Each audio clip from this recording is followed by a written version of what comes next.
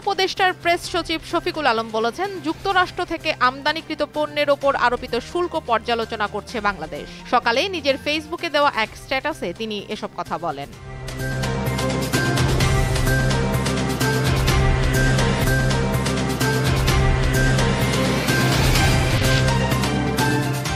আন্তর্জাতিক মুদ্রা তহবিলের ঋণের বাকি $239 কোটি বাংলাদেশ পাবে কিনা তা নিশ্চিত করতে আগামী শনিবার ঢাকায় আসছে সংস্থাটির প্রতিনিধি দল। সফরে ভর্তুকি কমানো, বিদ্যুতের দাম বৃদ্ধি, মুদ্রা বিনিময় হার বাজার ভিত্তিক করা সহ বিভিন্ন শর্ত নিয়ে সরকারের সঙ্গে বৈঠক করবে তারা।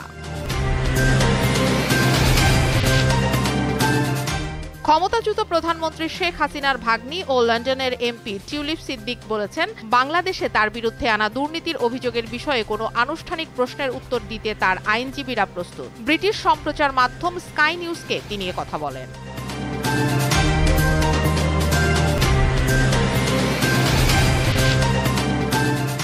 মধ্যপ্রাচ্যের যুদ্ধবিধ্বস্ত দেশ সিরিয়ায় দফায় দফায় হামলা চালিয়েছে ইসরায়েল। দেশটির রাজধানী দামেস্কের একটি বৈজ্ঞানিক গবেষণা কেন্দ্রের চারপাশ ও হামা প্রদেশের বিমানবন্দর সহ বিভিন্ন স্থাপনা লক্ষ্য করে এই হামলা চালানো হয়।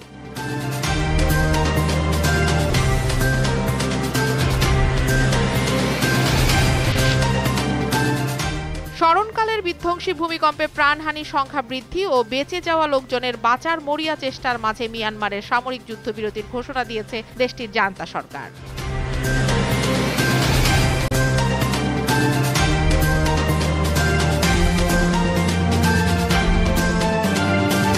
পরিমাণের সঠিক খাবার পেতে তাই আজই অর্ডার করুন ফুডি অ্যাপে।